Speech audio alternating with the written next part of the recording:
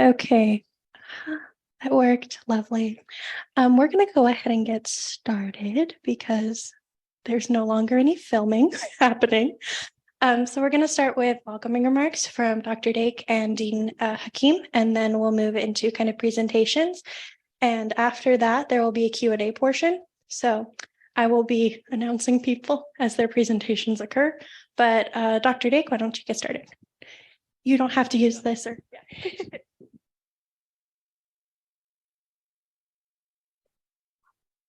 Thanks very much, Olivia. Welcome, everyone. I'm Mike Dake. I'm the Senior Vice President for Health Sciences, and I want to welcome you to the Health Science Innovation Building as we celebrate the opening of an important new center in the Mel and Enad Zuckerman School of Public Health, the Center for Firefighter Collaborative Health Research. The establishment of this center is a testament to Dr. Jeff Burgess' decades-long dedication to improving health for our most vulnerable first responders. His research has changed international policies, including the World Health Organization's decision last year to classify occupational exposure in firefighters as carcinogenic. The center is being developed at an important time, as research has already established that climate change is already leading into increases in wildfire seasonal length, wildfire frequency, and burned areas. As a result, wildland firefighters have increasingly been called upon to battle larger wildfires and forest fires across a longer season. Now, cancer is the leading cause of death in firefighters, and Dr. Burgess's work has identified changes in the cellular molecular control genes control gene expression that may contribute to an increased risk of disease, including cancer. All of this research has been developed and conducted in tandem with fire departments, not only in Arizona, but globally. And this new center will allow these partnerships to grow even stronger to benefit the health of firefighters around the world. So now I'm going to ask our Dean of School of Public Health, the Mel and Enad Zuckerman College of Public Health, Dean Iman Hakim, to give her perspective on the center and introduce the next speaker. Thank you.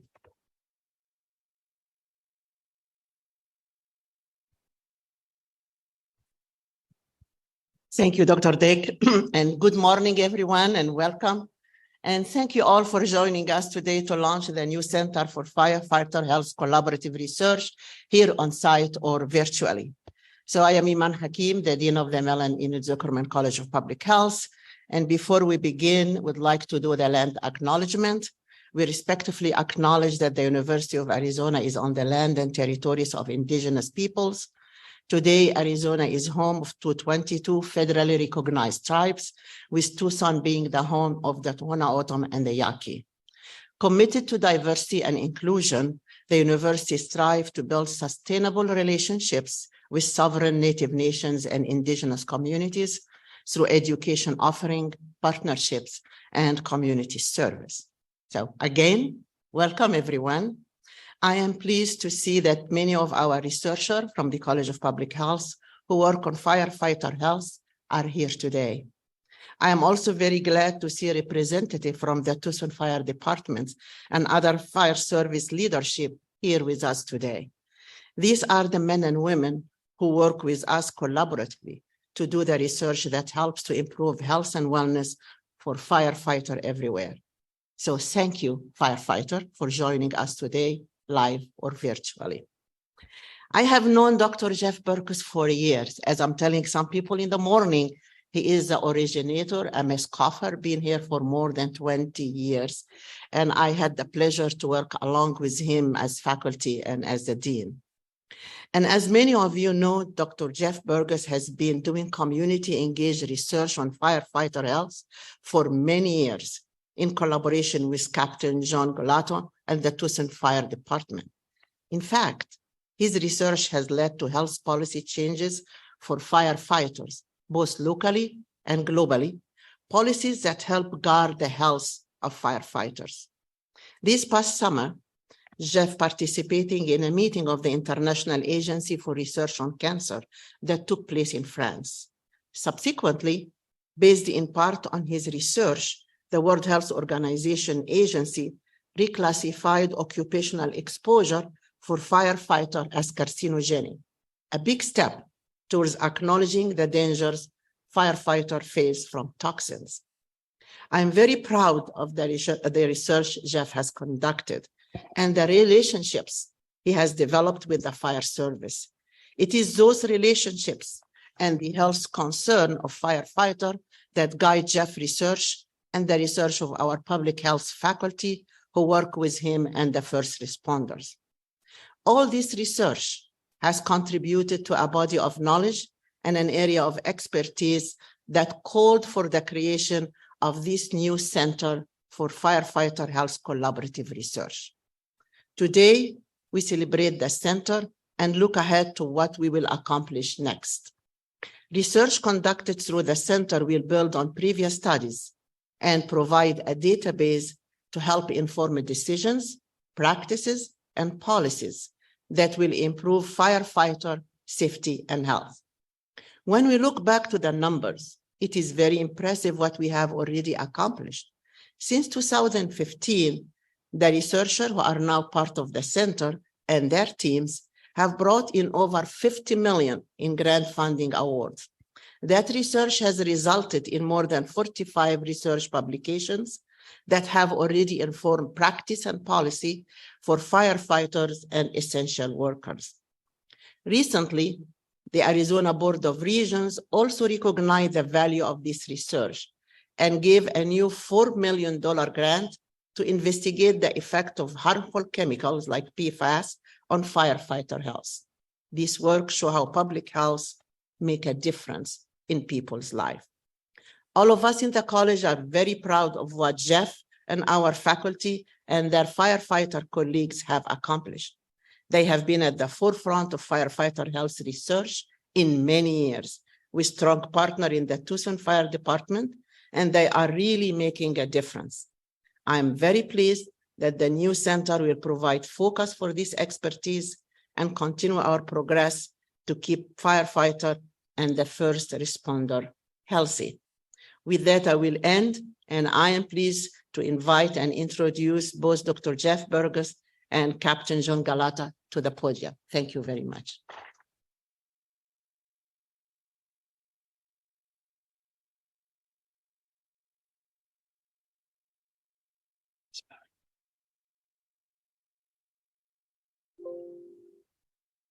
All right, well, I wanted to thank everyone for coming today. I'm Jeff Burgess. This is Captain John Galata from Tucson Fire Department. And I'd particularly like to thank the crew from Engine 20 for coming down here and setting up outside.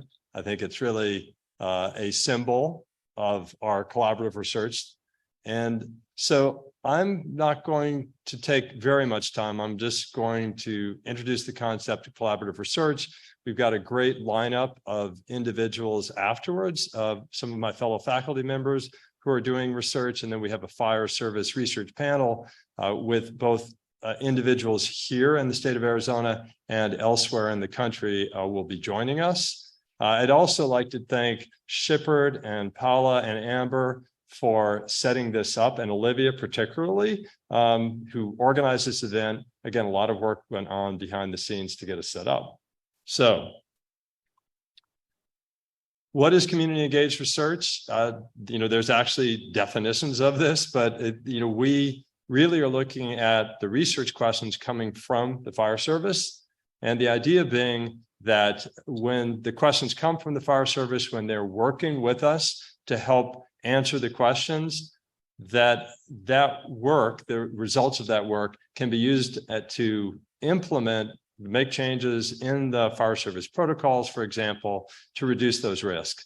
And I really think the way I look at this is the firefighters are out there taking care of us all the time. And this is the least we can do to work with them to help provide answers to their questions so they can make their job as safe as possible.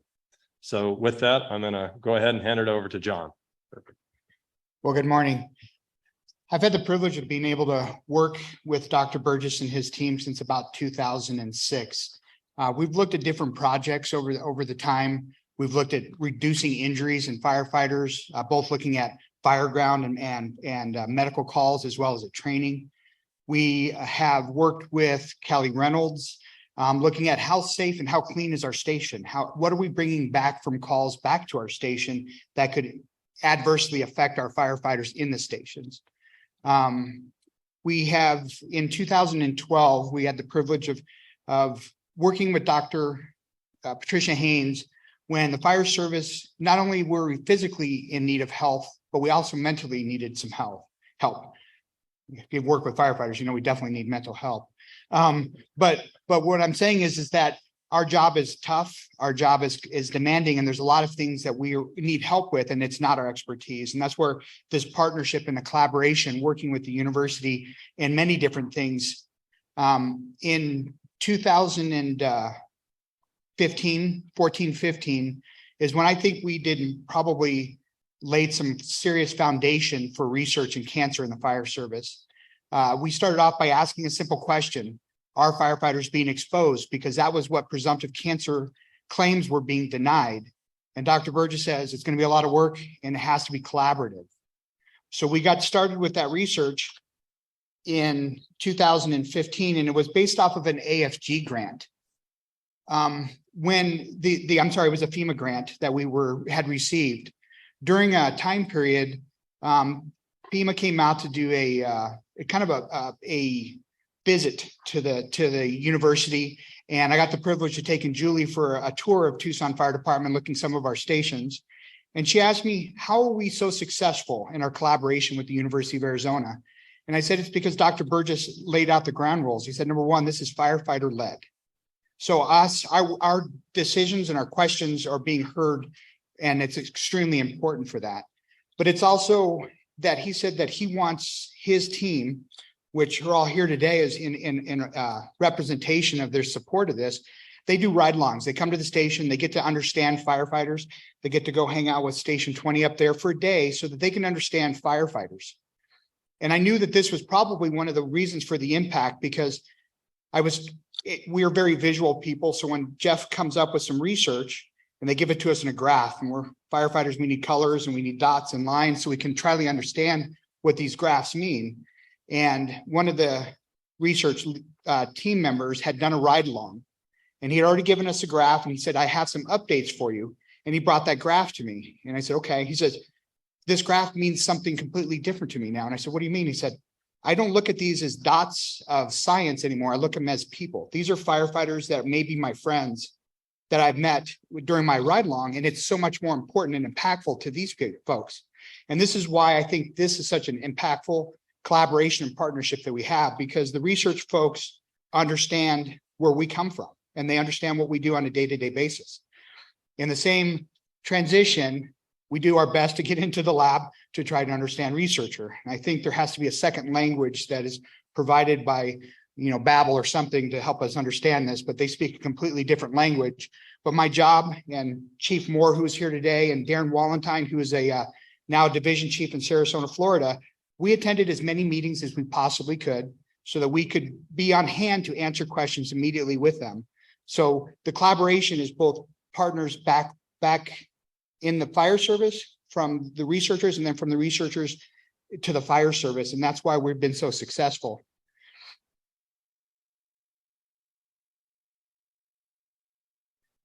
The research that we have done, like I said, has set the ground rules for and the foundation for a lot of research moving forward.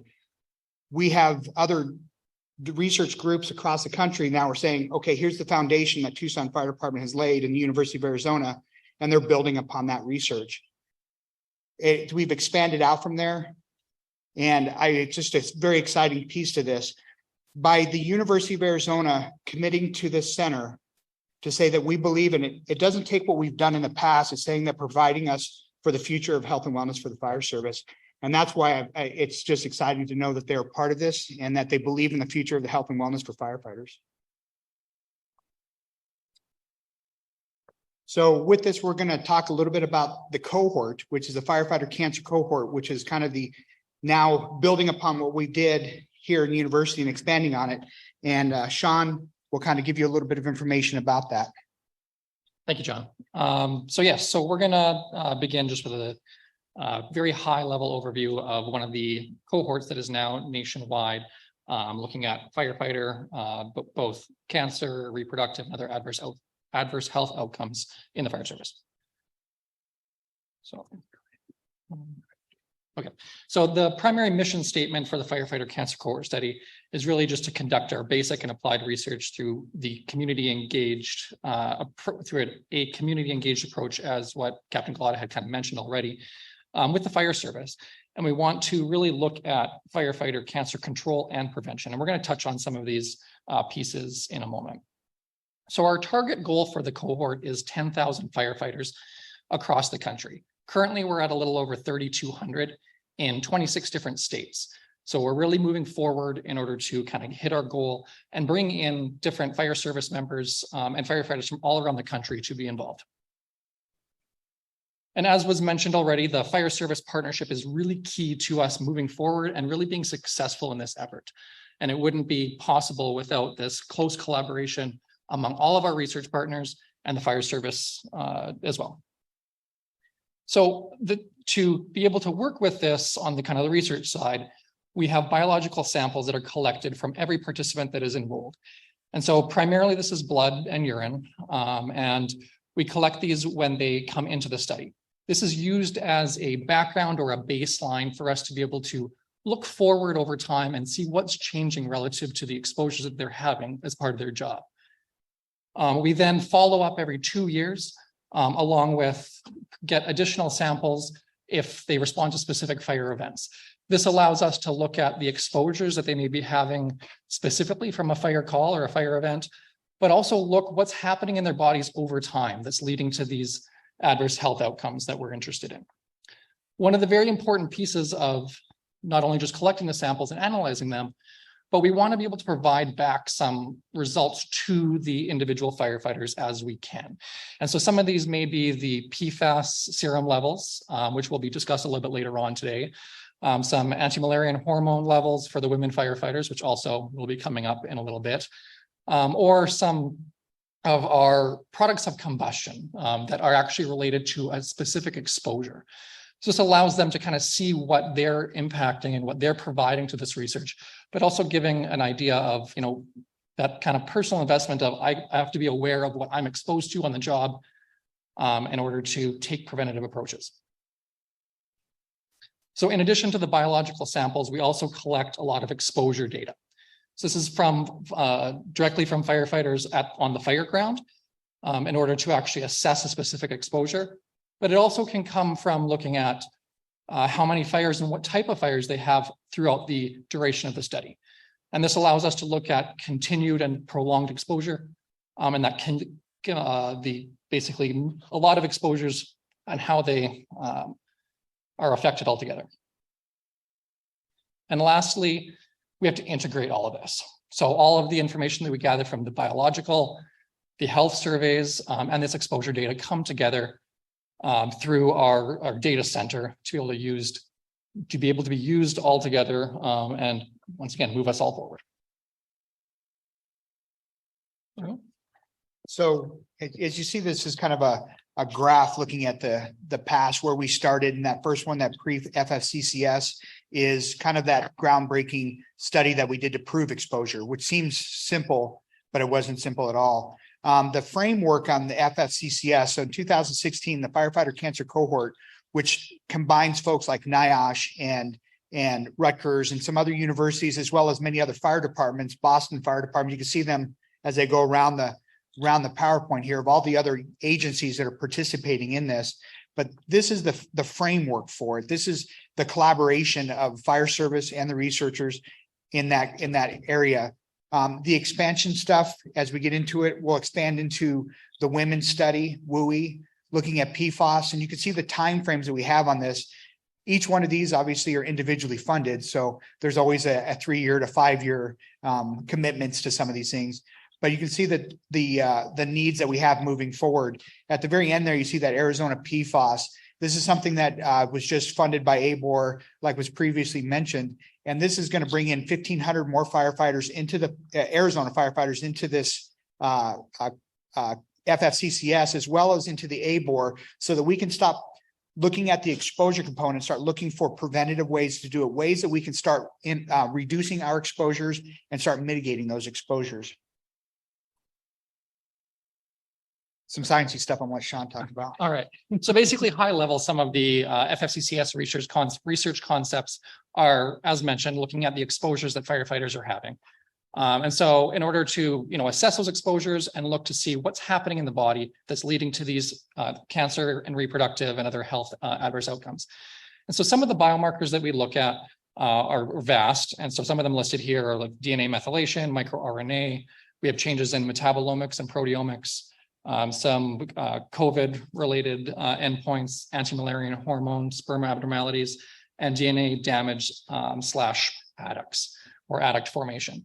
And so, though these are very important in not only assessing and seeing what those exposures are doing to the firefighters and the population that we're looking at, we want to go a step further than this because we don't want to be reactive. We want to be proactive. So in addition to really assessing what's happening and trying to find mechanisms of toxicity, we also want to have a preventative approach. So prevention is really key. And so there's three pieces to the prevention aspect. First is reduction. So reducing the exposures that the firefighters are having right on at the first end of it. So some of these here that we work with the fire service to help provide insight into interventions that are actually feasible to implement. Because as researchers, we don't know how to do their job, right? We need to have them say what will work and what will be able to be implemented. So two here for the exposure reduction involve improved respirator use and dermal decontamination. So both of these we have proven, and that's always what we do when we see and try an intervention. We have to show, does it work, right? Not only to, on the scientific side, but it helps the fire service have the ability to help implement it into practice. And so these two interventions help decrease exposure by 30 to 40%. So that's one of the ones that Tucson Fire has already implemented. But we know that we're not always able to reduce the exposure by 100%. So as mentioned, we're also looking at treatment options. And some of these will be coming up, such as the blood and plasma donation, part of the Arizona Board of Regents funded study, along with broccoli seed extract, and which is another study that we're going to be looking at to look at the detoxification of benzene. And lastly, as we move forward through this cohort and through the research that's planned for 30 years, we want to use all of the research and the information that we're gathering about the mechanistic and what is actually happening in the body to help with early detection and diagnostics. So with that, that's where we'll end. And if we have time, there's questions, otherwise at the end of the panel. Come on, firefighters.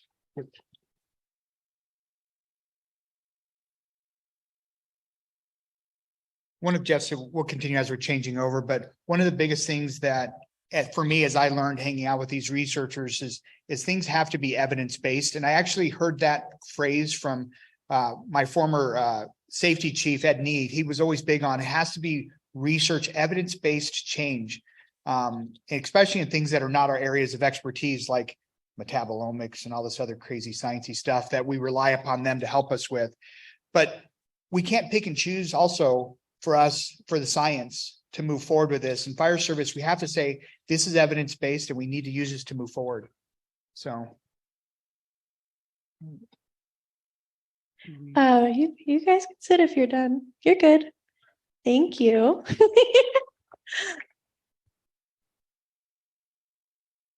So next, I believe, is Trisha Haynes. Oh, Leslie. Leslie, you can go. You're next. Yeah. Your slides are up there. So we're going to hear from Leslie next, and then most of you know your order, so we should be good. Okay, I'm cutting in line, but I think that's okay. So I'm going to talk about reproductive health, specifically among female firefighters. And today I'm going to be presenting research that has been conducted mostly by our students at the University of Arizona. So I wanted to highlight that from the beginning. So there's been limited prior research on reproductive health outcomes among firefighters.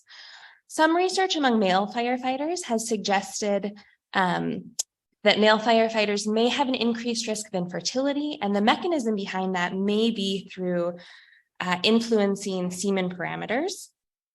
Among female firefighters, we see a greater prevalence of miscarriages.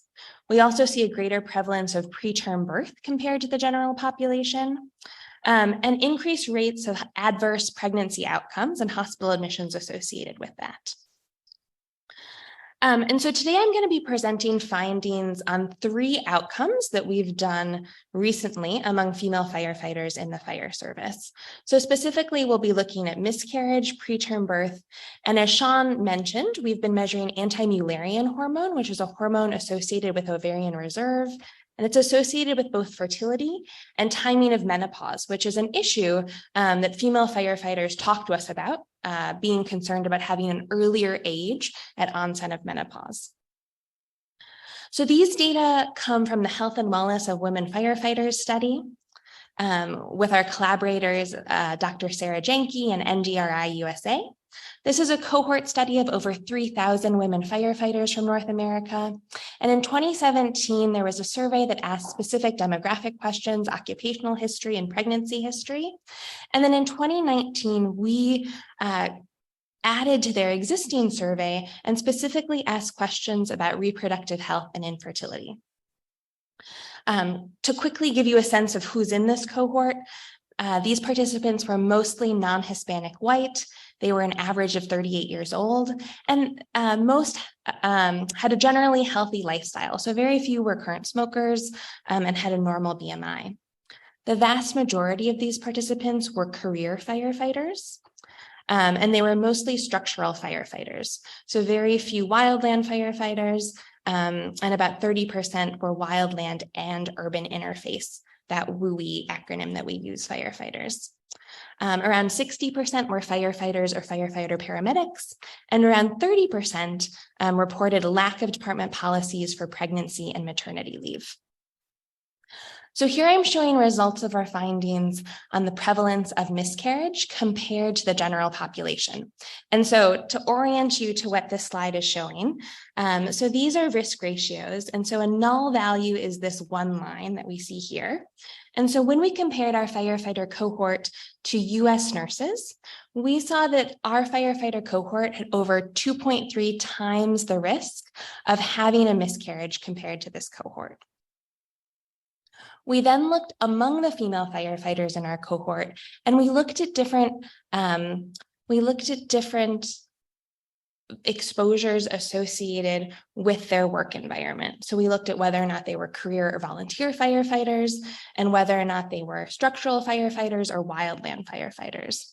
And so when we looked at these different exposure or employment associated outcomes, we saw that there was a greater risk of miscarriage among the volunteer firefighters, and that this risk was highest among the wildland or WUI firefighters. We then looked at risk of preterm birth, and when we looked at risk of preterm birth, we saw that firefighters in our cohort had a 40% increased risk of preterm birth compared to the general US population. So for this comparison, we used US birth certificates. And again, we compared to a US nursing population because of their shift work exposure and other similar exposures to the firefighters. And we saw a nearly 60% increased risk of preterm birth. Again, we were able to look by different employment-related exposures, and we saw that among the volunteer firefighters, a higher risk of preterm birth, and this was strongest again among the wildland and WUI firefighters. Something that Sean alluded to was the importance of thinking about how can we change behavior or change policies in order to improve adverse outcomes. And so for this project, we were able to look at the timing of work restriction for these female firefighters. And we saw that individuals who restricted work in their second trimester had a reduced risk of preterm birth compared to those who didn't restrict their work until the third trimester. The next study I wanted to briefly mention was our AMH sub-study. So among that cohort of 3,000 firefighters, we invited women who were premenopausal, so they were currently menstruating, and who were at least 18 years old, and we asked them if they wanted to provide a blood sample. We also invited them to recruit a friend or family member to provide a blood sample as well.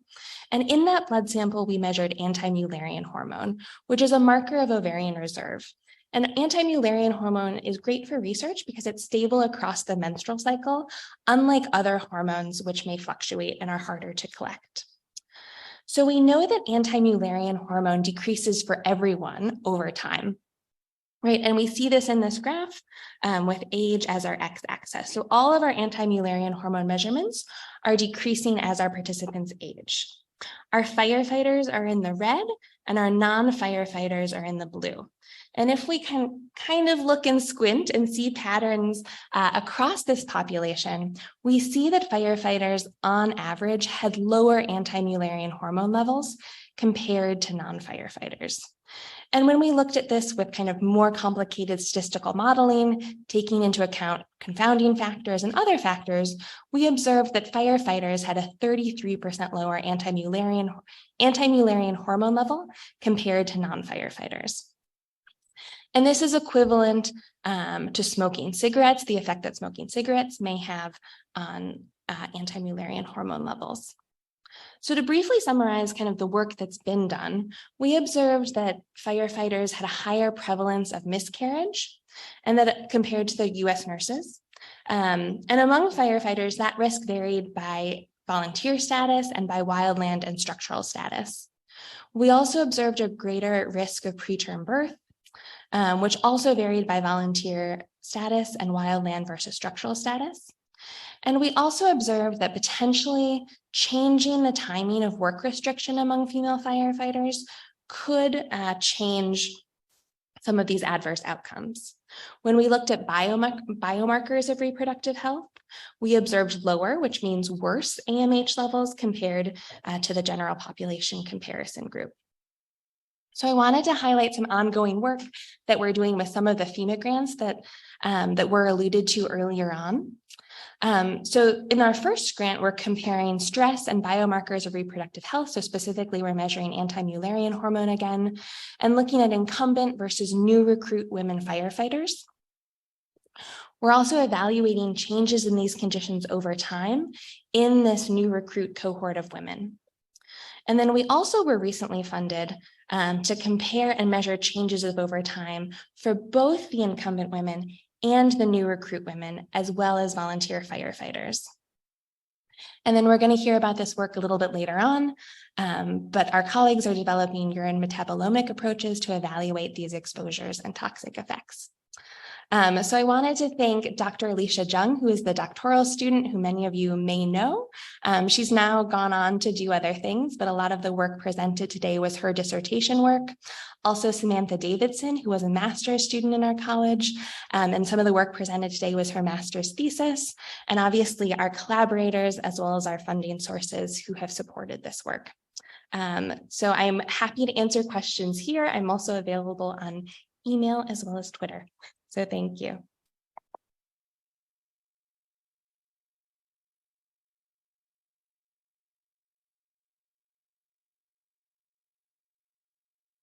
No questions, so I will hand it over to Dr. Haynes.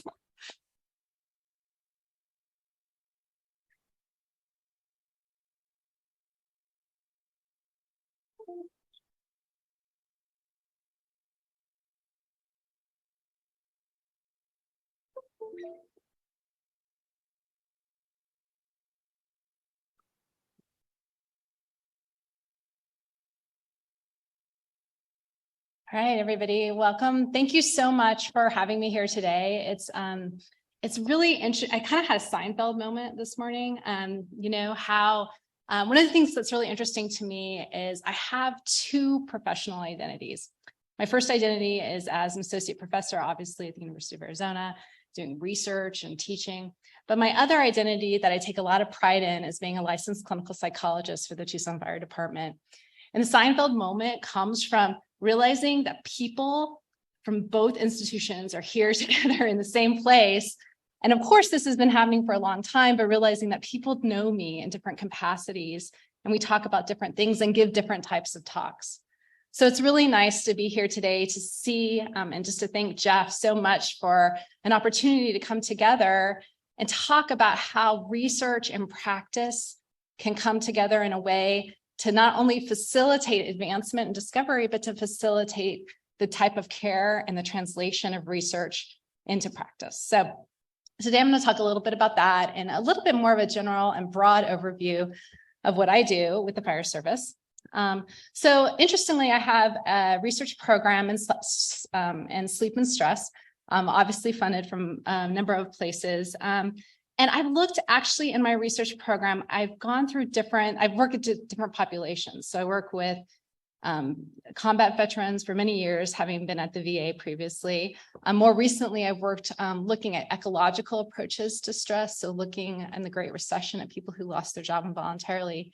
And in the last 4 years, I've been very interested in looking at first responders as more of a model and different ways that job stress in general can impact work performance. Like I said, I also have this role providing professional services, always has been an important part of what I do, having conducted clinics at the VA, psychiatry department, and now providing clinical services to the Tucson Fire Department, as well as consulting. And being really aware, having worked in an organization, of the importance of my role there in intervention versus assessment. So I don't do fitness for duties with Tucson Fire Department. And then also realizing that my role involves teaching and service to academics as a whole. So I mentor a number of students in the administration of programs, services, and research in all different regards.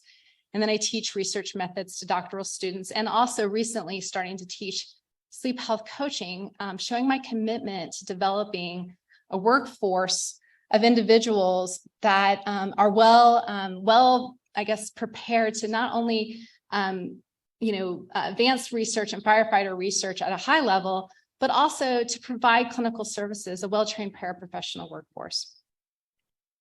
Okay, so interestingly, I know that this is the Firefighter Research Collaborative, but I'd like to actually just talk about some professional services I provide in behavioral health, because I think it's a really interesting, innovative academic partnership that in ways that it's real innovative. So first of all, John used the word evidence-based practice. What that means is that as scientist practitioners, when we do research, we are able to quickly translate what we find into practice. I mean, the average, I don't know if you know this, but the average amount of time it takes a research topic to get into practice is 7 years. Because academics can be a little bit of an ivory tower. I know it's like hard to believe, right? So our goal, right, by having evidence-based practice, by having this direct double role, we can translate it much faster and improve care overall. The other thing I just want to say on evidence-based practice is that one of the things that's happened in the fire service is that mental health has become very highly commercialized. And it can be easy to be like, oh, that product looks great, and that's going to really improve firefighter health. So by having, and I'm not here to say that commercialization is a bad thing because it can improve things, but sometimes we can get off track with fads or trends, or we might not actually know what's helping anymore because the research hasn't been there.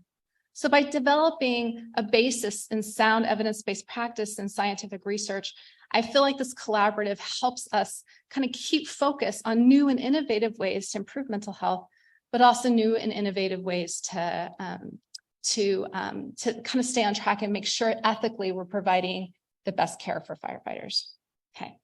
In addition to the evidence-based practice that I provide directly to firefighters and to management and all levels of the chain, I feel like this partnership has really helped with student engagement. So we've had students come in and do policy projects on workplace incivility, our tobacco use policy in the fire service, as well as even training, developing trainings on emotional intelligence and ways to improve communication between levels. We've worked on policy development, including how to handle workplace violence and disturbing and disruptive behavior. We've developed policy for our peer support program, and we've even developed policy to help reduce the stigma of mental health problems. So ways that we can normalize when people go through difficult life circumstances. Again, a real academic approach to the way we've developed things. And then finally, this whole idea of community engagement. And what does that look like in terms of mental health in the fire service? Well, the first thing we've done is recognize that the fire service is very, like, one fire agency is one fire agency, right? That the agencies work differently. But there are some like major stakeholders out there, some nonprofits that we've coordinated with that's been really helpful in increasing access to mental health care and also just providing education. In addition, one of the things that I find that I feel very proud of at the Tucson Fire Department is advocating using our community engaged approaches to help the whole department come together in more of a non-hierarchical way through our behavioral health committee to make change. So one of the things, for instance, that becomes very complicated with the fire services, whenever we talk about mental health and wellness, there are always competing values and priorities. So it's so important to include our union partners, as well as individuals at all levels of the chain, from beginning firefighters to firefighters that are senior, to recognize that when we talk about changing shift schedule, we talk about overtime, someone might have a value, a financial, like that overtime, needing financial, and that value might be their family. Another person might have the value of health, and who's to say that one value is higher than the other? So the good thing in health promotions and using that more academic approach and engagement is we find a way for all the stakeholders to come together. And we've done these methods before. So I just want to say that it's been a real pleasure to provide these professional services and find ways to enhance some of the, I would say, the academic perspective at the fire service and just translate everything that we've taken into actual practice. Okay, so what about my research program in sleep and mental health? Well, over the last 4 years, I would say, I've really been working on a number of, I would call smaller projects, trying to build a case for why we need sleep health promotion in the fire service. Okay, so I just kind of underline like 4 different papers or 4 different projects of things we found. And it's interesting because the first one I'm talking about is EMS telecommunicators. So I'll just take a side note here and say that when we talk about firefighters, we're actually talking about one call, right? And a call that starts with dispatch or communications and goes through firefighting and then often involves our police collaborators. So I think when we look at an ecological approach, it's important to look at all levels in the chain. So I was very interested beginning to look at EMS telecommunicators, which a number of firefighters work in that system as well. And one of the things we know is that job is highly sedentary, and we know that and so I was really interested in just looking at day-to-day patterns. Like, how does your sleep on one day lead to your sedentary and your activity and your diet the next day, and how does that work in combination? So with support from the College of Public Health, we found that when people that these telecommunicators tend to spend more time sedentary when they sleep worse the night before, and especially when they sleep worse and they have longer shifts than usual. So that's kind of interesting because it sort of implies that there are policy perspectives at both levels, right? The level of shift duration, as long as how are they sleeping the night before shift. In the same database, we also just looked at the number of calls, and interestingly we found that having more calls than usual, not the severity of calls, not how bad the calls were, but just having more than usual on particularly long shifts tends to lead to a lot of irritability post-shift. So that's interesting if you think about having like a really bad day, what leads to it. And that was helpful because when we looked at our firefighter research, kind of seeing ways, again, looking at that relationship between sleep and mental health and also health behaviors. Another finding that we found was that when people, so firefighters obviously have shifts, and then they have these longer stretch recovery periods between shifts. And a lot of times we have this tendency just to kind of focus on what's happening with sleep while people are on shift because we want to hear about performance. But from a health perspective, that recovery period is so important to think about, right? So that bodies can rejuvenate and recover. So one of the things we found is that when firefighters have more sleep time during their recovery periods of their shift, it helps their mental health. They feel less stressed, they feel less fatigued. And again, that irritability finding come out. Across the board, we see irritability as a major symptom that firefighters have when it comes especially to sleep. And then finally, most recently, I'm working with a number of students we're looking at Like, what is the difference between objective sleep, like actually, getting 7 hours versus thinking you're getting 7 hours? Because we know that sometimes the way we rate our sleep is different from the actual sleep we get. And we found that the one thing that just stands out over and over again is how good you think your sleep is. And so how do I translate? Somebody who's getting 7 hours, two people could be getting 7 hours, and the person that thinks that their sleep quality is worse is going to say they're going to get 6. So there's a number of implications to that from a performance perspective, because we know that someone, for instance, with 7 hours is not going to, with 6 hours is not going to be as aware. But we also think that there's some really important health perspectives there as well. So overall, our research program, and over the last 4 years, these pilot studies have shown strong proof of concept that when we do that sleep health promotion, like having people focus on their sleep, getting recovery sleep, improving their sleep quality on shift as well as off shift, is really important in improving health and decreasing sedentary behavior and improving mental health, and especially irritability. And why do I think irritability is so important? Well, obviously that has the potential to affect patients. It also is, interestingly, a symptom of post-traumatic stress disorder and other types of problems. But irritability is one of those key indicators that we're finding in our research as letting us know that people that could be predictive. We know it's predictive of cardiovascular disease. We know it's predictive of a number of health outcomes. So there's a lot of linkages here. So what is our future plan? So our plan is to address a gap in practice, the fact that sleep health promotion isn't a regular thing that we see in the fire service or really any workforce, if we're honest. Okay, so just to step back for a minute, firefighters, we know they have problems with sleep because of shift work, but also a number of sleep disorders and stress. We also know that firefighters are less likely to seek treatment, okay? And large, we're not exactly sure why, but we think it might have to do with the fact the majority of firefighters tend to be men.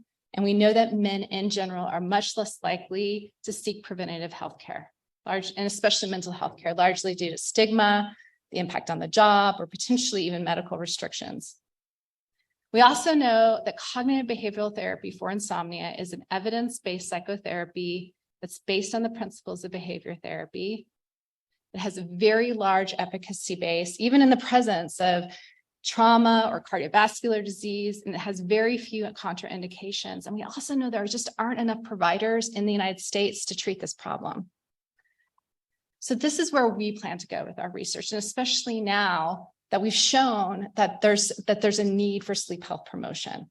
So our research questions of interest are: how can cognitive behavioral therapy for insomnia be translated to workplace settings to improve health and accessibility to care? We feel like it would be a lot less stigmatizing to potentially provide it in a workplace setting, and the fire service is a great place to start given the high prevalence of sleep-related problems, okay? Now, in addition to just like, how can it be translated? How can it go forward? We're really interested in how can it get out there? Because while we have a number of educational programs in the fire service, my practical experience, and this sort of speaks to the two-way communication between practice and research, is that you can have the best ideas, but that doesn't necessarily mean it gets anywhere. So we want to know which factors are key to increasing the uptake of this sleep-related factor in workplace wellness programs. Sadly, workplace wellness programs are very rarely utilized. And so when we invest tons of resources in them and they're poorly utilized, we kind of wonder why.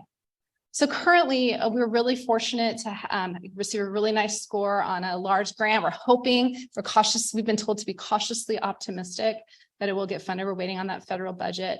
But our goal is to go broader to address these two questions, not only with the Tucson Fire Department, who's been just a tremendous partner, but with a number of fire departments throughout the state. So I think that's all I have for now. I appreciate your attention.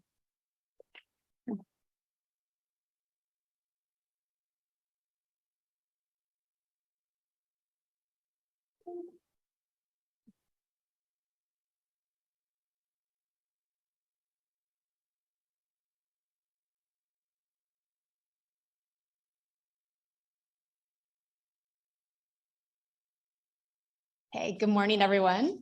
My name is Kate Ellingson. I'm an associate professor of epidemiology, and my background is really as an infectious disease epidemiologist. I've spent a lot of time over the years in healthcare epidemiology, and I'm going to be talking today about infectious disease risk and how that might intersect with some of the work that the center does.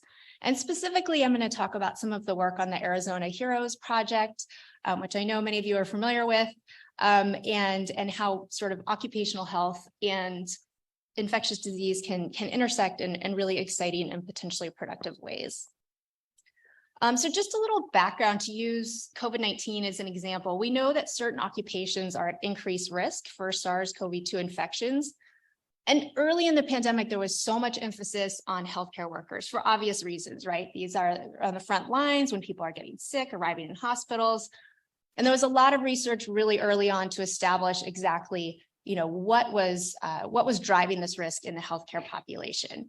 Obviously, there's the occupational setting. The risk seemed to persist over time, and there were some signals about demographic factors and community mitigation measures that were driving risk in healthcare workers. But there was much less of, sort of defined risk in first responders, and so there's all kinds of things that could potentially affect whether, the differential rates in first responders. So different sociodemographic status, differences in vaccines. The occupational risk is interesting with first responders because oftentimes you don't know the disease status of the individual that you're assisting. Whereas in a healthcare setting, there might be some kind of triage that the first responders don't have. They don't have that knowledge. You all do aerosol generating procedures. There's long shifts in congregate living spaces, on rigs, all kinds of stuff that really wasn't well defined early in the pandemic. And then the other direction that we're really interested in, and we were interested in with this HERO study, is understanding some of the environmental factors. So if first responders have elevated exposure to PFAS at baseline, does that affect the way they respond immunologically to both infection and vaccination? So I had mentioned the Arizona Heroes study just briefly. This is a project in which Dr. Burgess is the PI. There are many people, Sean, I think I see Crystal, others in this room. This is a huge effort to enroll healthcare workers, first responders, and other essential workers in a cohort study. So we've been enrolling since July 2020, and some of the findings I'm going to present here are from that study. So the first thing we did early in the pandemic was we really wanted to look at rates of infection in healthcare workers versus first responders.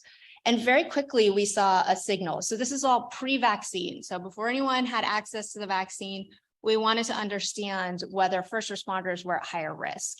And what you can see here in the center of this graph, so let's on the left-hand side, you'll see person weeks at risk. So you kind of see that the gray bars represent sort of how much person time or information we have collected about each person.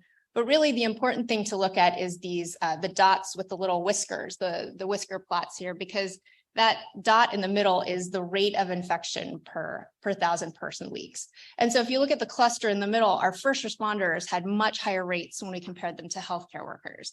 And remember, this is at the time when all of the resources were going towards sort of understanding healthcare worker risk. And so one of the things we could do with this research is really identify that signal. And of course, you can see, across our categories of first responders, there was elevated risk, but definitely in fire service as well. So you can see that in the middle. And so we published this study and it sort of brought some attention to this issue. And we've worked some with the local, some of the firefighters have actually contacted us, asked us for information about this study. Because it was one of the first to establish that higher risk. And we controlled statistically for all kinds of different things, because of course you might say, well, men are at higher risk, they have different masking behaviors, everything. We controlled for all kinds of, socioeconomic status, underlying health, work exposures, and even community mask use. And we still saw this elevated risk. So first responders were 60% higher risk than, or 60% higher odds than healthcare workers. And so this really led us to think, there's probably a lot more we need to explore about risks. The other thing that we're exploring with this cohort is risk of repeated occupational exposure. We just published a paper on looking at reinfection. This is clearly something that's going to persist over time. We know reinfections are not as rare as we had hoped that they once would be. And so we also have seen, even once vaccines went into place, that still there was an elevated risk among first responders, even when we control for vaccine status. So this is something we really want to continue to explore and understand. And I'm interested in, moving some of my work. I'm interested in infectious disease, but also understanding risks in first responders and other essential workers like farm workers as well. I'm really excited about this notion of community engaged research, understanding kind of what's going on the ground to affect risk. And so before I close, I just also wanted to talk about the role of PFAS. So as I mentioned, we know from other research in children and with other pathogens that exposure to PFAS can actually affect your antibody response to vaccines and to infections. And so we want to know, in this cohort of HEROES participants for whom we have baseline PFAS levels, does your level of PFAS affect antibody response, and does it sort of modify your risk of disease? And so one of our graduate students, James Hollister, has just started to look at this. We just have some preliminary data.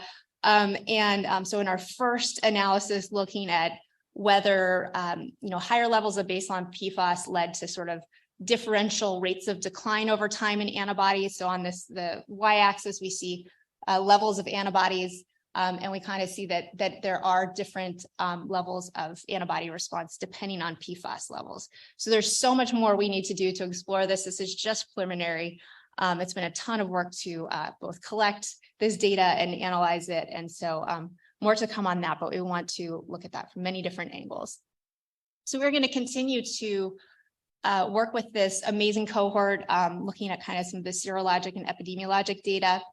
And we really want this to be evidence that informs practical solutions and policies for our firefighters, for other occupational cohorts, for infection prevention. And really excited for new community and academic collaborations in this space of infectious disease and occupational health.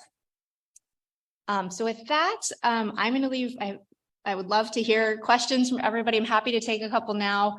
I have to go teach a class in infectious disease epidemiology, so I'm probably going to be out of here in a few minutes, but feel free to contact me if you want to learn more about our study. There's some information there as well. But thank you.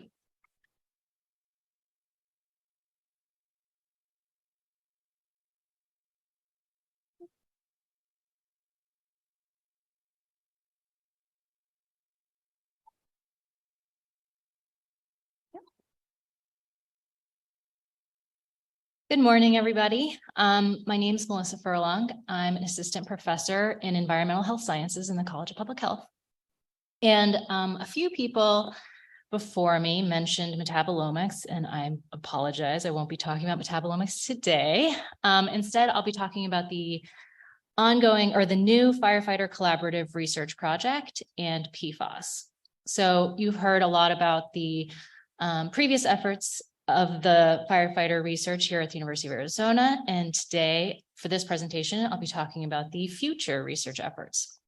And this project is a 3-year project, and it's starting potentially in the next month. We just got funding last week, submitted our IRB protocols this weekend, and we are really looking forward to the results from this project. So many of you have probably heard about this, especially the firefighters. It's been in the news. So one of the news articles characterized it as an ABOR Regents grant will study ways to reduce cancer risk in Arizona firefighters. Another another news article said that that Arizona firefighters will be pioneering a forever chemical treatment. And another news article from the University of Arizona Health Sciences said that a new study aims to reduce firefighter cancer risk. So the name of the study is the Firefighter Collaborative Research Project. Very broadly, this is a collaborative effort with local firefighters to improve health outcomes. Specifically, it's a 3-year trial to reduce PFAS, which Kate alluded to, improve biological age, and reduce cancer and cardiovascular risk. So I'll talk a little bit more about PFAS. So what is PFAS and why should we be concerned about it? And specifically, why should firefighters be concerned about it? So there are over 9,000 PFAS chemicals And in general, these chemicals have non-stick properties and they're extremely useful in commercial production and for residential use. PFAS in firefighting foams was introduced in 1963, so it's been around for over 50 years. PFAS chemicals were first added to firefighting gear in 1976. And firefighters do have higher levels of some PFAS chemicals compared to the general population. And a lot of Jeff's work has shown some of this. PFAS chemicals have unfortunately been linked to cancer, reproductive outcomes, cardiovascular problems, and epigenetic dysregulation. And a lot of this research, again, has come out of Dr. Burgess's research group. Unfortunately, PFAS chemicals don't really break down, which is why they're called forever chemicals. They can stay in the environment. Some of them can stay in the environment for thousands of years. And actually, almost everybody has detectable levels of 4 common PFAS chemicals. So pretty much everybody in this room has PFAS circulating through your bloodstream.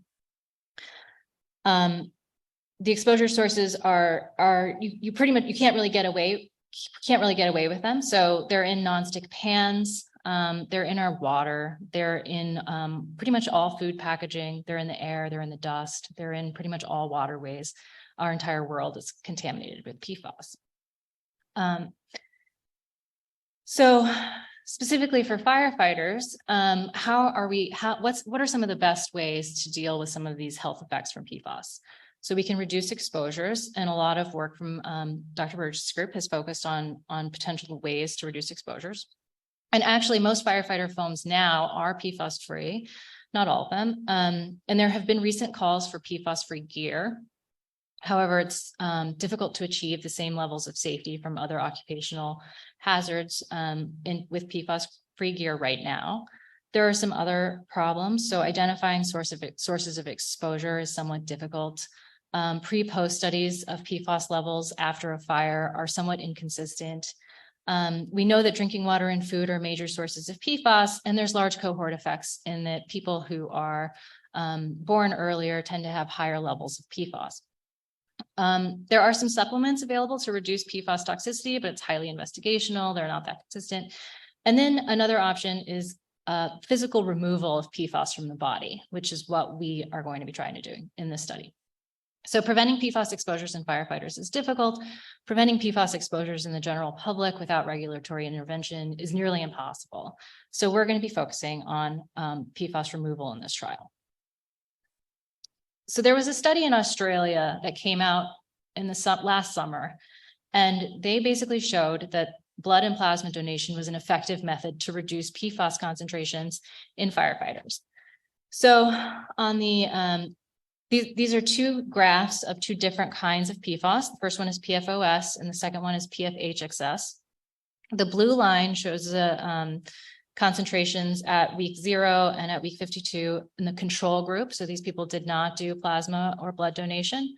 The orange line are blood donation only, and then the gray line on the bottom is plasma donation. So you can see that they that the plasma donation group reduced their PFOS concentration by a little over 20% in that year. And you can see a similar decrease for PFHXS for plasma, but no change for the control and no change for the blood donation group. So what we would like to do is bring this concept to Arizona firefighters. We want to know if blood donation and plasma donation are effective ways to reduce PFAS in Arizona firefighters. And we'd also like to know if this intervention, if by reducing PFAS, we can improve some of the PFAS associated health outcomes. So our goal is to test 2,000 firefighters for PFAS concentrations, and then we'll answer some questions. So we'll know, can we lower PFAS? Will this result in other health benefits? And do other lifestyle interventions in firefighters result in similar health benefits? So in collaboration with the firefighters, so let me talk about the other health benefits first. Okay, so the way the study will work is that those with high PFAS levels will be randomized into plasma donation, blood donation, or to a control. So in order to see an effect, we'd like to start with people who have high PFAS. These are also the people who are most likely to benefit. And then those with low PFAS will be randomized into lifestyle interventions, which were developed in collaboration with firefighters. So we presented several different types of lifestyle interventions that they might be interested in, and they selected zone 2 physical activity and intermittent fasting. And they were interested in some others, but we had limited funding, so we really could only select 2 in addition to a control. All right, so what are the health outcomes that we're testing? So we're looking at a few. We're looking at epigenetic clocks, which I'll discuss a little bit in the next couple of slides, and other epigenetic measures. We'll measure some cancer outcomes and cancer-related biomarkers, cardiovascular outcomes and cardiovascular biomarkers, as well as other health and aging markers, including depression and anxiety, mental health, sleep, and some others. And actually, Olivia, don't kill me for saying this, but if the firefighters are interested in measuring some other outcomes, we do have a couple of weeks where we can adjust some of these. So please come and let me know if there's anything you're interested in measuring. Okay, so what is an epigenetic clock? So epigenetic clocks are the primary outcome of interest in this study. So when I say epigenetics are just instructions for your DNA. They tell your DNA how to behave. They turn genes on and they turn genes off. And epigenetics do change in response to your environment. So your diet, your exercise, the amount of sleep that you get, your social networks, everything changes your epigenetic expression. And out of millions of epigenetic marks, about 300 to 500 can reliably be used to estimate your actual chronological age. So if you're 35, your epigenetic clock most likely says that you're 35. So it's essentially a lab test for age. However, some people, a decent number of people, have deviations between their predicted epigenetic age and their actual chronological age. And that difference is really predictive of many health outcomes. So you can imagine if this biological test says that you are 60, but your actual age is 40, that you might be at higher risk for certain health outcomes. And that is true. And that's what we're looking at. And these epigenetic clocks are, interestingly enough, commercially available, but not clinically available. This means you can go on the internet, you can buy these kits. They're usually around $500 for the test. And you can take a swab at home, send it back, and then they'll send you back your epigenetic age, but you can't go to your doctor and ask them to test it for you. But we will be testing it in our ABOR study, and we'll be providing it back to the participants. So at the end, we'd like to have quantifiable estimates of the health benefits of PFAS reductions and the quantifiable estimates of the health benefits of feasible lifestyle modifications for firefighters on several different health outcomes. All right, thank you.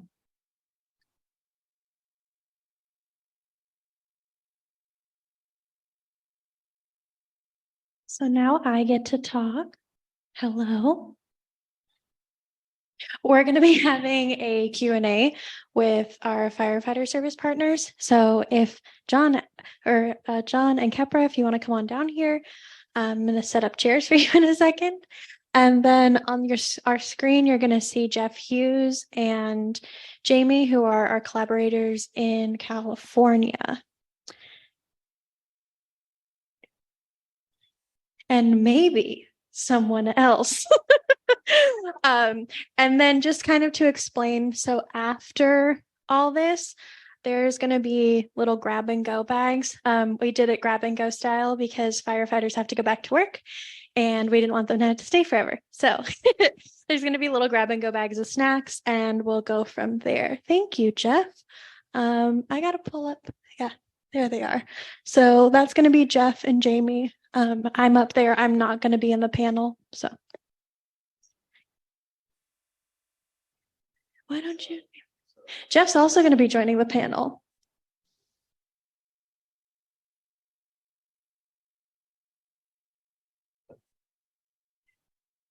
We could actually, why don't we do this too? Firefighters, but let's not.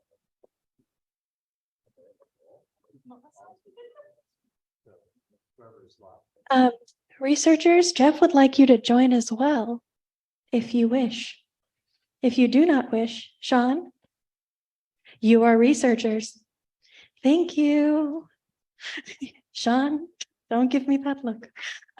So we're going to be kind of asking, what we want is mostly questions about research, how we do it, to our fire partners, how the research has impacted them and what they do day to day. Firefighters, if you have questions, you can also ask them. I just know you guys know kind of what this is. So yeah, so what we're going to start with is, oh, look at that camera angle. Lovely. What we're going to start with is we're going to have Jamie and Jeff kind of introduce themselves and talk about what they do and who they are and how they work with our researchers. And then we will go from there. And Caitlin is there now. Caitlin Sinclair is one of our site contacts from Puget Sound, which is in Washington. So with all that started. Yes, I can. Hi, Caitlin. Hey, I got to figure out how to mute myself. Okay. All right. You're Let me good. know when you need me to say anything. Okay. Jamie, why don't we go ahead and start with you? Why don't you talk a little bit about what you do? Hi, thank you. Good morning. So my name is Jamie Gabriel, and I'm a fire captain with LA County Fire Department. And been on the department about 16 years, and I've been working with the Firefighter Cancer Cohort Study a little over 4 years. I'm also working with my counterpart, Derek Irwin, who unfortunately can't be on this morning. He's at another conference. So just an overview of some of the stuff that we have done. First thing we started out with was our WUI study, looking at exposure and biomarkers of effect on firefighters working in wildland-urban interface. We've been doing an ongoing study with our live fire instructors, the women's study we're part of, and we've also been enrolling our new firefighters as they come through our recruit academy. I think to date, we have somewhere around 700 participants from our fire department. We've also got to get a little bit more involved. Unfortunately, because of COVID and lockdowns and travel restrictions, we're going to miss some data collection. But since being a paramedic, we have phlebotomy skills. We've taken over a lot of that ourselves. So we're actually able to enroll, take the blood collection, urine collection ourselves, and then ship that off to the lab and for the researchers to do. So we already heard from Captain Glotta and Sean. They made a lot of good points about how great this collaborative community-based research is. And it's something I've really seen myself in doing this. We have a really strong culture of tradition and family on the fire department, but that also makes it challenging for outsiders to come in because they don't really understand the nuances. We weren't sure how this study the reaction would be from the firefighters when we first started it. But since starting it, we've had near 100% participation with each enrollment that we do. And I think really that's just because we're in there, you know, they see it not as outsiders, but one of them that's coming in, and it helps give us the opportunity to really explain to them what's going on. So they really understand how this study is for them and how much it can help for the health and well-being of, you know, future brothers and sisters on the fire department. So one of the other things that's really cool about this study that I've really enjoyed doing is how we get to drive the direction that the study goes. This is something we've used a lot with our live fire instructors, keeping them informed as quickly as we can, getting feedback so they can really see what the exposures are and how it's affecting them, and then getting their involvement in deciding what interventions we're going to put in. You know, it's easy to come up with interventions. There's lots of ways in the fire service we can reduce exposures, but if you don't get buy-in, if they're not feasible, then it doesn't matter what the intervention is. And firefighters are problem solvers by nature, and that's why it's been really cool, because especially with our fire instructors, getting them involved in solving the problem, which currently we're doing. We're actually in the process of putting in new interventions, and then we're going to get them back that data when we see, so we can have some concrete evidence of, you know, what changes their interventions put in. This really is our best chance for actually affecting change in the fire department and getting that culture to shift, which is very difficult to get fire department culture to change. So just kind of a brief overview. I'll be available for more questions if anyone has it, and thank you.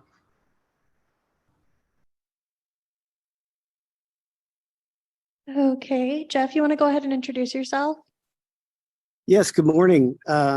Jeff Hughes here. I'm really am thankful at the opportunity to be able to address the A team, which I see on the screen here.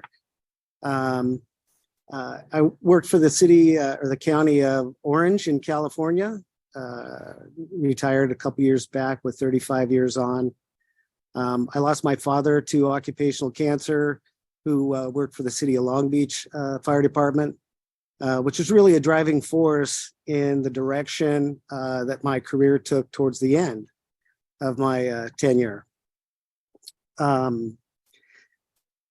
Just as Jamie said, you know, culture just doesn't change overnight. And when you think and you see the science that shows firefighters definitely have a problem with occupational cancer. I mean, the International Association on Research of Cancer designated the occupation of firefighting causes cancer in humans. Every department that I know of has members that are either sick or have died of cancer. So every department really has a cancer problem. But just like Jamie said, culture doesn't change easily in, you know, the culture of firefighters. You know, many people joke, you know, it's unimpeded by progress. Well, this collaboration for the University of Arizona is the progress. It is the science, and that collaboration between the fire service partners and the scientists, you know, you have the opportunity to talk about PFAS, or what about our fire trainers? What about investigators? We have investigators that are going on, you know, back to back fires. Many people want to talk about the exposure in wildland or wildland urban interface with zero respiratory protection. But if we had respiratory protection, would it be better? Because the absorption risk is a literal issue as well. So the fact that firefighters can collaborate with the science and says, here's what we're worried about. It seems like some firefighters have children with disabilities more than the general population. Could that be connected to our job? And the science says, we don't know, let's check it out. You know, that opportunity to talk to the research team and to get real movement on finding out what's actually going on for the occupational firefighters is critical in changing that culture. So, you know, my small piece of participation with this group, I've been in helping out with this program for the last, I don't know, 4 or 5 years. I'm just very appreciative. And now once these results come back, and research takes forever, right? Any of the scientists will tell you that you don't do this research and it doesn't turn over rapidly and you get these results and then you can change the culture. It's a long-term process. And so the more information that you have about what's actually going on in the occupational firefighter, what interventions can be done to reduce those risks, and then working on implementing those controls to help protect our folks. It's a very long-term process. And I'm just appreciative and proud to be a part of that process and part of this research collaboration. So thanks very much. I'll be here to answer any questions if anybody has any. Okay, and then Caitlin is on, but I don't know if she can unmute herself. Yep, I am here. Can you hear me all right? Yes, I can. Hi. Hi, so my name's Caitlin St. Clair. I work with Puget Sound Fire up in the Northwest. And we've been primarily focused on the women's health study, but we've been enrolling both men and women who are recruit firefighters.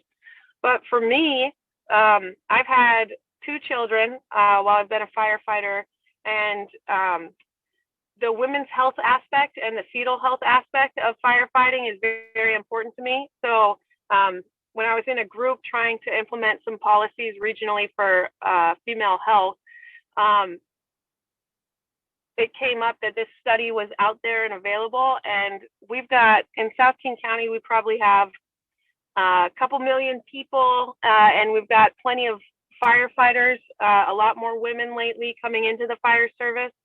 And it's really cool to be a part of this multi-dimensional effort. So, you know, getting metabolomics from urine samples, doing blood samples, checking cancer screening, and then also doing surveys to kind of look at mental health of female firefighters.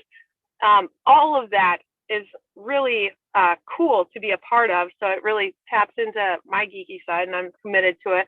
But additionally, just like the way better speakers before me, the data-driven decision making is really it makes it easier to make those cultural shifts. If you don't have the information, and specifically for women's health, there's just not an economy of women in the fire service unless you look national scale, and then you can have data that can show, you know, experientially, and, you know, saving for this type of call set, or these type of people in this age group, you know, whatever it is, it's going to come out with the data and the statistics. And that data, you know, going for 10,000 firefighters and a slice of them being women is so cool. And it's never been done before. And it's really cool to be a part of a national study that is moving all of this forward.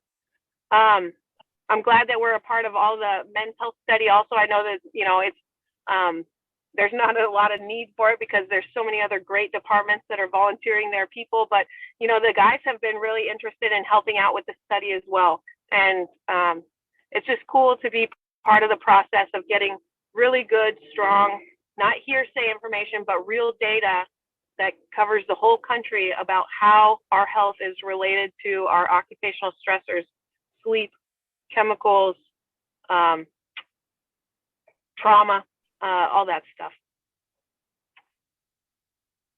Thank you, So like the Caitlin. others, I can answer questions also. Happy to help. Okay, thank you, Caitlin. And then we're going to have Kepra really quickly introduce herself, and then we will get started. My name is Kepra Jack, and we do occupational medicine, and we have been partnering with this amazing group of people up here for probably almost 6 years. And I just want to take a moment because I think Dr. Burgess is one of the most humble people I know, and he has not illuminated the amount of progression that he has brought forth in the fire service by what he's done. And I'm going to get emotional because it's a big deal. Jeff mentioned the IARC ruling that made firefighting a carcinogen, and that is on the blood, sweat, and tears from Dr. Burgess. And Blood and urine. And urine. Yeah, we didn't do a lot of sweat. I'm doing tears. He does blood. He does urine. But really, when we think about the enormity and progression that we've had in cancer research in the fire service, it is from here. And I know it's hard for you guys to see because you've lived it the whole time, but being as an outsider, and I've gotten to bring this to other states and other cities across the country, it's amazing. And I think you should be so grateful. You know, in Arizona, we're very spoiled because we have very progressive departments that have very progressive agendas, and we have access to this amazing brain. But, you know, I came to Jeff, I don't know, 7 or 8 years ago and said, I want to help. And he looked at me like I was crazy. And I said, you did. He did. I swear. And they still do. But I was like, this is something that needs to be everywhere because it's that important. And I am very fortunate because I get to work with everybody up here on the educational piece. So, you know, one thing that Leslie spoke about, or Dr. McFarland spoke about, was all of the information that we've received on female reproductive health. Well, we've made handouts and we've made this amazing deliverable that people can put up in their offices. And we're working on an OBGYN guide, and we've made a provider's guide where firefighters can take this piece of paper to their primary care doctor that explains the research that Jeff has done. So, we're talking about how to infiltrate this information and get it not just to the leadership in the fire department, but to the individual members that they can take to their doctors, that they can allow them to do better medical testing. And then all the prevention pieces that the fire departments can put into place. And that is directly tied to the research that has been done in this great institution. So I really want that to be something that you guys acknowledge and understand and take home. My husband's been on the job for 23 years. And I am really hoping that he gets another 7 years of his career because of the things that we've learned doing these projects. So it's about so much more than just the money that we've brought in. I mean, that's amazing. Like $50 million. That's pretty damn cool. I said cool. So, but when we look at the impact, and there are more studies out of this center than out of anywhere else for the fire service. And that is an impact and a legacy that will be here long after we retire. So, but just, when you see Jeff, I want you to think about that. It's a humongous impact, and not just here. I mean, sabbaticals, and he works with other countries, and it's just huge. So I'm, of course, very privileged, and I feel very fortunate to get to be a representative of Jeff and his work and this team. And so I'm super grateful. So thank you.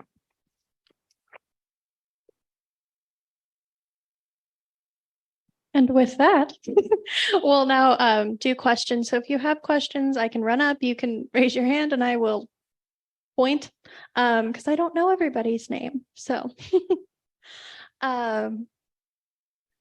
and if there aren't, can we introduce the team? Of course, I'm sorry, you can. just really quick, because amazing. The people behind. Oh yeah, you want me to? I can do that. Makes it happen. So, right, so we are going to introduce our research team. Research people, I know you didn't want to get up today, and I am so sorry. Sally, up. Sally, up. And this is the workhorse behind all the amazing things that happen. Sally has worked with Jeff a very, very long time. And Sally's probably the reason that we all get to do what we do every day. You want to stand up next, Andrew? So Andrew works with our wildland firefighters. He is a research coordinator, and he basically helps all of our Yes, clap for Andrew, clap.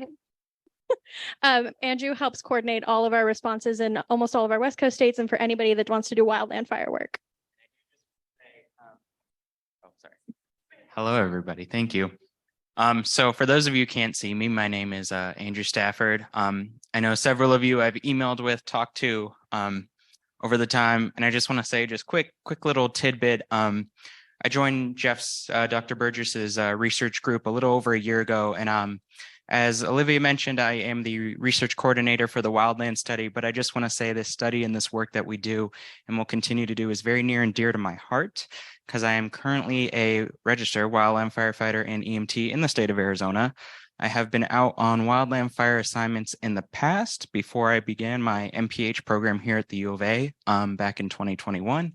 And so coming from the transition of working as a wildland firefighter and working in the fire service for a few years to doing the research side of it, specifically for the group of people that I've been working as a part of, has been very, very special to me. And I'm very glad that we get to do the things we do and make the impact to the wildland community, specifically the wildland WUI firefighters, but also just the fire service. So thank you.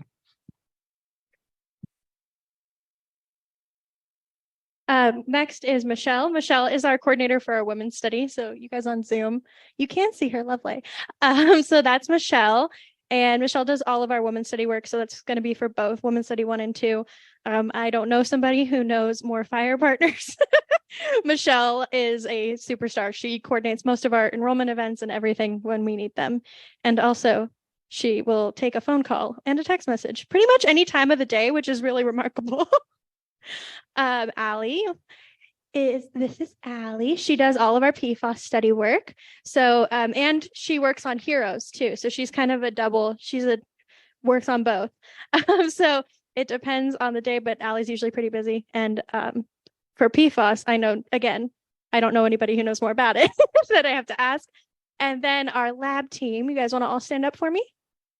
So these are the people that take the urine and the blood and the other substances that we have, and they make them into things we can actually look at and samples that we use They take them and they make it so that the blood tells us something and the urine tells us something about cancer and exposures. So you can clap for them. And Reagan, come here. Reagan's over here. Reagan, you can get up. So people can see you. Reagan is our Reagan does not like that I'm doing this to her.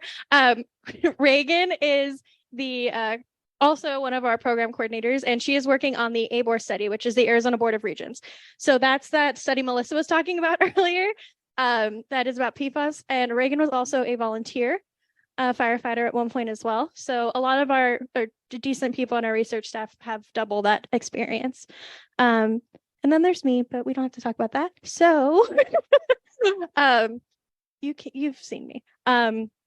That is pretty much all of our staff. And then we have people throughout the country that help us with a variety of things. They're on all of our different studies. We work with Miami, we work with New Jersey, we work with departments all across the country to do this work. We have questions. Yeah, my name's Jeannie. I'm the lab manager. I'm retired fire also. I want to know about broccoli seed extract.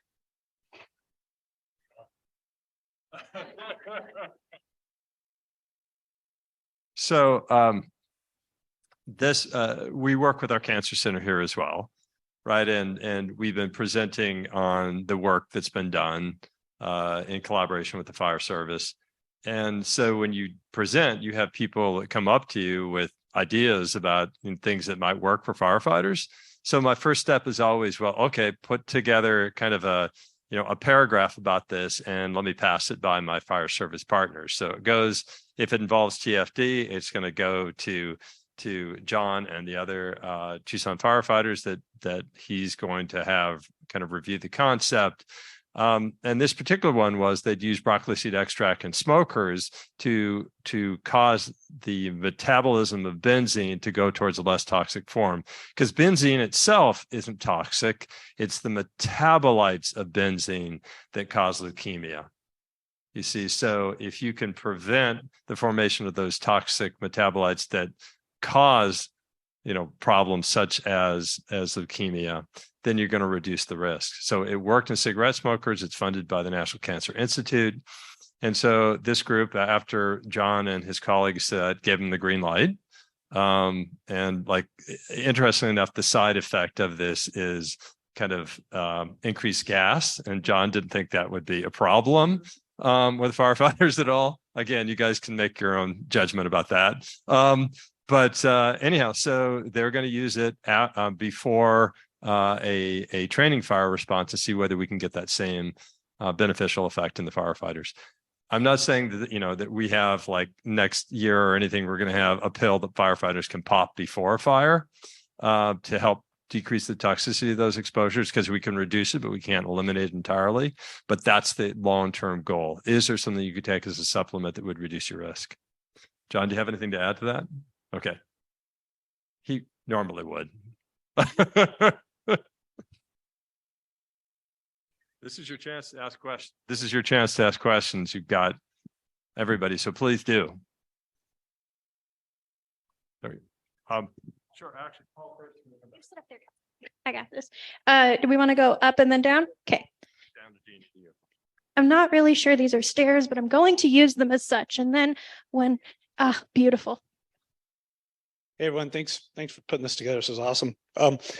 So kind of a global question, I suppose, and I don't know if there's an answer for it, but do you see I know there's not like a smoking gun for cancer in the fire service. We talked about diesel particulate, PFAS is in there now, PAH is all these different compounds. But are you starting to see anything that is a front runner, or any things that trends that are starting to kind of, like I said, be a front runner for cancer causing issues in the fire service Or is there a kind of a follow-up question? Is there geographic trends, areas, different ways that folks are doing things, or is this just more research needed? I don't know that we're there yet, Paul. I mean, we know the effects of the firefighting exposure. We're just starting off with the idea of of ways that we can reduce the cancer risk, and that assumes we know what's causing it. We do know that, fireground exposure is a part. So some of those epigenetic markers, like Melissa was talking about, we know that the changes in some of those are associated with the number of fires you've been to, either cumulative fire runs or cumulative fire hours. So we know that that's important. And there's a lot of carcinogens, group 1 carcinogens that IARC has said, these chemicals cause cancer. Firefighters are exposed to those. But some of the work, like Trish is working on with sleep, that shift work is probably human carcinogen. And so that's something I think, again, there that needs to be looked at. There's actually other things like Melissa's talking about, firefighters are generally in good shape, but not all firefighters. And I think you guys know that, right? And they don't always eat ideal diets either, right? And again, that's true of the general population, but these are things that could help reduce the cancer overall that are even beyond kind of reduction in occupational exposure. So I think we need to think about all of that.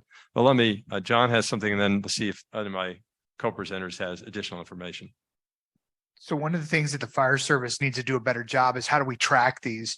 We've been very poor about how to track fires, how to actually get fire hours and those kind of things, because we've never really felt it. We just check a box, we've ran a call and we've done that. So one of the things in the fire service in general is to come up with a better way to track our calls, track our fires, so that when they need this type of data for exposures, then we can do a better job. But right now it's a hunt and peck. So they get the best that we can do, but I think we need to do better so that the researchers can take that information for the number of exposures, the hours of exposures, and do a better job with that moving forward.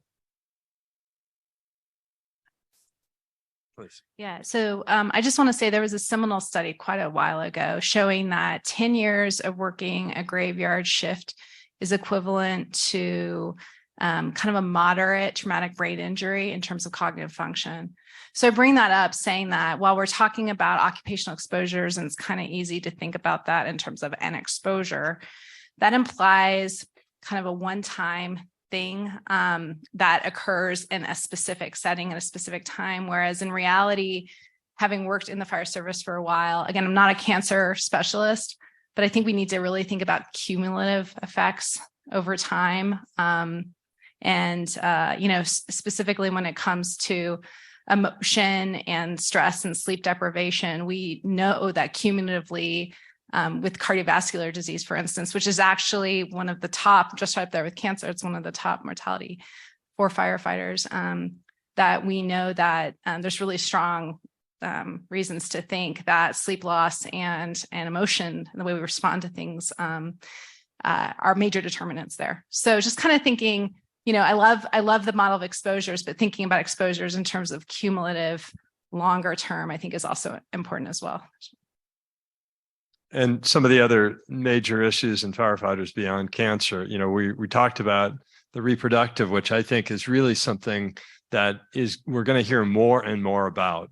The information's in its infancy. In addition to the things that Leslie had presented, there's actually, and this was actually very troubling to me, and because we don't have a good guide about what to do about it now, but there's an increase in birth defects in the children of male firefighters that just came out of NIOSH recently. So again, we need to figure out what to do about it, right? And we don't have anything really good yet, and that's something that we need to do. And then as kind of Trish has been bringing up the whole mental health issue, suicide is a huge issue in the fire service too. And these are things that, there is good research out there, but there needs to be more, and we need to figure out what we can do about it. These are all challenging things. I wanted to make sure that we talked about the ABOR study. I just wanted to give a really quick background on where that came about. So Arizona Board of Regents keeps some money aside to be able to look at things that address important issues for the stakeholders in Arizona. And this particular grant came about from the Arizona Fire Chiefs Association, and essentially the legislators had and the ABOR folks had reached out to Chief Shannon of Scottsdale Fire Department, and he passed this on to Eric Valiera to help kind of put things together, and the two of them together had essentially established the questions that we then were able to apply for and do the study, including the PFAS. And I, that's not just U of A. In that particular project, we're working with Dr. Flores Wardenar at Arizona State University as well. So it's not just a U of A thing. It's U of A and ASU for this project, and it's other universities across the country that we're working with too. So we're proud to be part of the team, but it's not just University of Arizona. Yeah, please go ahead. Hi, one more question. I know Phoenix Fire has done some work with chelation and going into a sauna to sweat out heavy metals. And I was wondering if the same thing could be done with PFAS. So PFAS probably not the sauna as much, although we don't know, to be honest. We did some work with Scottsdale Fire Department on the sauna work previously. And we're looking for other partners to kind of take that further. They were indeterminate results. But firefighters are interested in saunas and the potential benefits they could provide.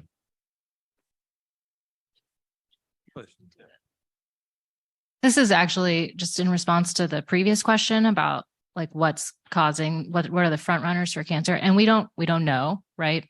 But we did do this untargeted metabolomic study, which was mentioned a few times, in urines before and after a fire in Tucson firefighters. And the reason this is different than a lot of the previous studies is because we took what's called an untargeted approach. So we just looked at the urine. We looked at all of the compounds in urine without any sort of prior hypotheses about what would change, to see what had the biggest changes from pre to post. And we saw a couple of unexpected findings. So major changes actually in steroid hormones, which have fairly dramatic effects on the body, effects on kidney functioning, and a few other effects. And so these provide some insights into the biological changes that are happening in the body during a fire. And they also provide potential evidence for new targets. So if we can modify some of those effects or blunt some of those effects, or treat them, then that might be a mechanism to reduce some of the toxic effects of a fire. We also saw like stress responses and major effects on tryptophan and tryptophan related neurotransmitters. So all of these are really potential targets for fires.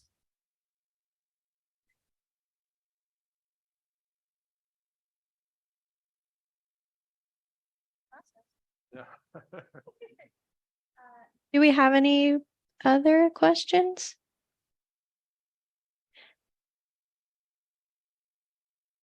Michelle?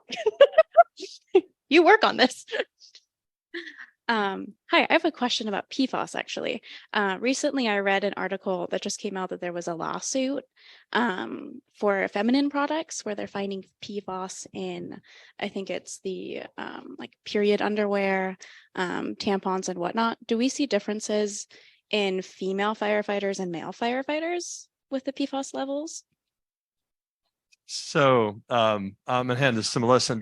Okay, Sean, do you want to or? Yeah. Sean, you talk first. Oh, you can go.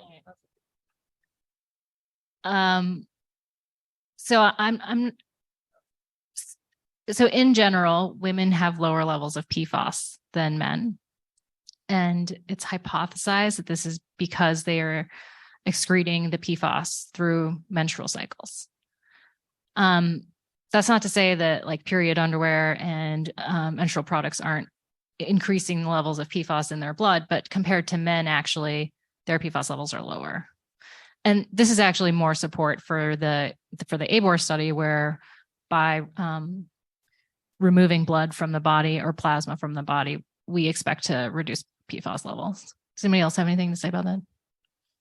But yeah, I saw that all those news articles yesterday, and I was like, oh, apparently they were marketed as non-toxic, which is actually a completely unregulated term. So you don't ever need to believe that on any products that you ever buy. I've been checking. The 2 is me. We're good. I did.